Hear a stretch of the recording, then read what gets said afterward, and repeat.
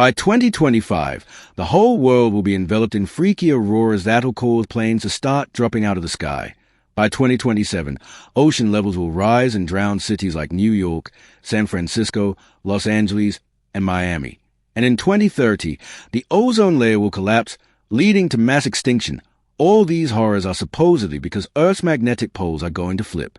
If you've also seen videos like these, drop a comment below. Meanwhile, I decided to dig into what these forecasts really mean, but once I got into the actual scientific research on changes in the magnetic field, it stopped being funny for a whole different set of reasons. So let's get to the bottom of this once and for all. Could Earth's magnetic field really kill us? First off, I was shocked to learn that scientists still don't know exactly how Earth's magnetic field came to be. Since other terrestrial planets in the solar system don't have similar fields, ours looks like a total oddball. So where did it come from? The prevailing theory is that inside our planet, there are two cores, an inner solid one made of an iron-nickel alloy and an outer liquid one made of molten rock. The second liquid core slowly cools down and releases heat waves that rise and create a convection flow. Thanks to Earth rotation, these flows spiral and generate a magnetic field around the entire planet. Basically, it works just like a dynamo bike light. Remember this bit about the core because it's going to be super important later on. But how did this magnetic machine under our feet even get started?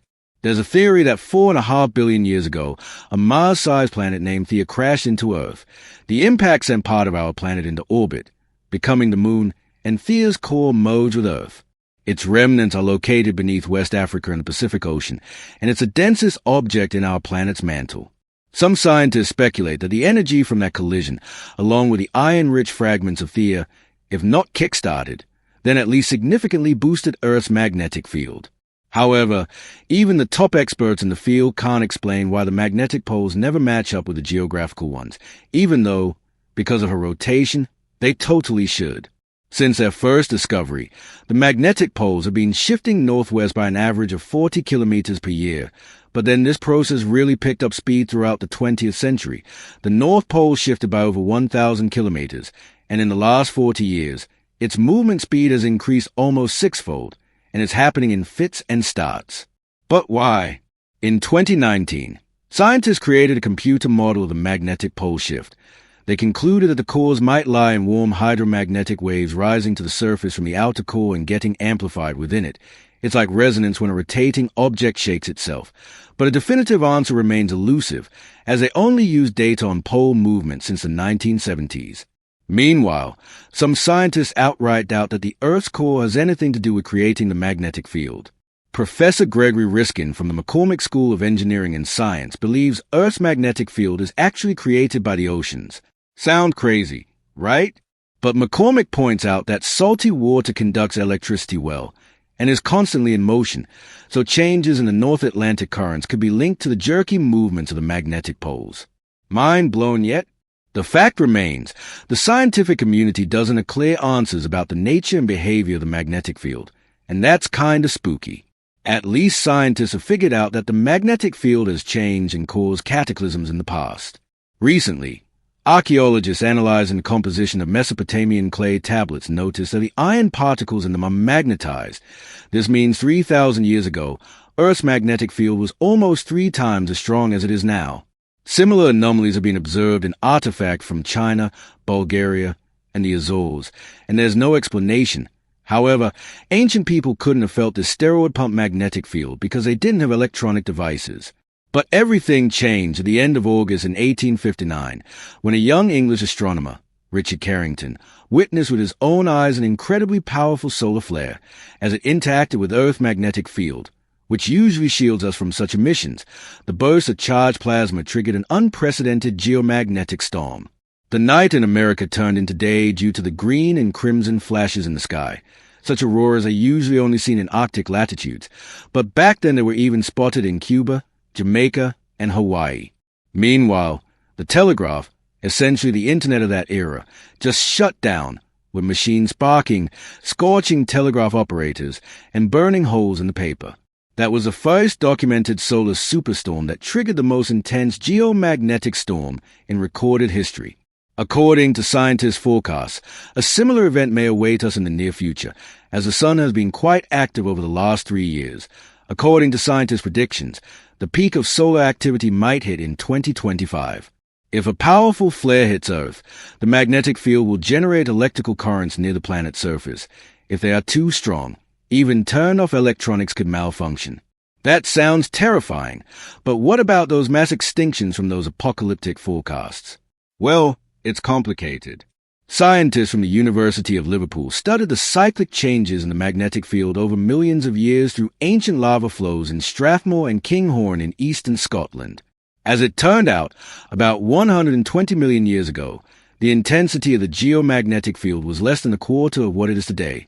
Scientists have dubbed this period the mid-Paleozoic Dipole low, and it's just part of a cycle that lasts 200 million years. Throughout it, the magnetic field fluctuates from very weak to anomalously strong, like back then in Mesopotamia. Yet the consequences of such fluctuation for life on Earth are practically unstudied.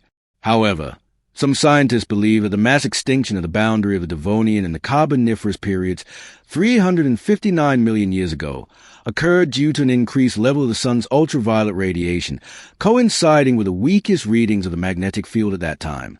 That is, it couldn't protect the ozone layer from solar wind and cosmic radiation, causing harm to living beings.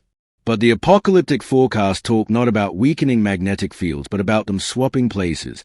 And here I must say the so-called magnetic field reversal is, to put it mildly, overrated. You probably heard about the Adam and Eve story, the book by engineer and ethologist Chan Thomas. In it, he promotes the idea of simultaneous shifts in the magnetic poles in Earth's crust, basically, along with them, Earth's surface shifts as well. According to Chan Thomas, this triggered massive earthquakes and volcanic eruptions 7,000 years ago. Giant tsunamis slammed the coastlines, and all land was completely submerged underwater for several days. That's the ultimate Great Flood. This apocalyptic scenario even made its way into the disaster movie Star 2012 Star. But from a scientific standpoint, it's a total no-go. You see, a pole shift doesn't mean Earth's crust gets shuffled around. It's stuck too tight to the mantle. Plus, scientists have concluded that in the last 83 million years, the poles have flipped places at least 183 times without any catastrophic events tagging along. So on average, a pole flip happens every 450,000 years. But get this, the last time it could have happened was roughly 780,000 years ago. Apparently, modern humans have never experienced a pole reversal, and what's more, it's seriously overdue and messing with predictions. But can we at least make a guess? It seems that for the magnetic poles to flip, the field first has to weaken a lot, almost disappear. In the last 3,000 years, it's weakened by 30%. But for the magnetic poles to swap places, this drop has to hit at least 90%. And according to current forecasts, this isn't happening in 2025, but more like 3025. Phew, we're not living to see planes falling out of the sky. But even then, it's most likely not a threat to all life on Earth, just to electronics. However, as a creator of the Riddle channel with dozens of videos about apocalypses, I didn't stop there. I wondered, what if the weakening of the magnetic field doesn't stop at 90%? So here's a real deal on a magnetic apocalypse you won't hear about in viral videos. Remember I mentioned that the information about Earth's inner structure would be crucial? This is it. In January of 2023, researchers from Peking University, Xiaodong Song and Yi Yang, noticed something super odd about Earth's inner solid core. In 2009, it practically stopped, then started moving in the opposite direction to Earth's rotation. Scientists think this process works like a swing, and the next time the core will change its movement direction will be shortly after 2040. But since we don't fully understand how the magnetic field is generated, what if these inner processes don't just weaken but outright switch off the magnetic field? Out in the South Atlantic, there's a zone where the magnetic field is weirdly weak, and this hole is gradually getting bigger. No one knows exactly why, but because of it, space missions steer clear of the area. Their gear could go haywire thanks to charged particles a magnetic field no longer wards off. And if for some reason this anomaly were to spread across the planet, meaning the field shuts down entirely, well, Houston would have a massive problem. And not just Houston. Right now, Earth's magnetic field traps charged particles from solar winds, creating what's known as a Van Allen radiation belt. For decades, these belts have been a big headache for any spacecraft trying to reach far orbit because the radiation levels in these zones are 10 times higher than at nuclear power plants. If the magnetic field suddenly shuts down, the Van Allen belts will vanish as well. This is bad news for NASA, and here's why. Without natural protection, satellites and astronauts aboard the International Space Station would literally fry.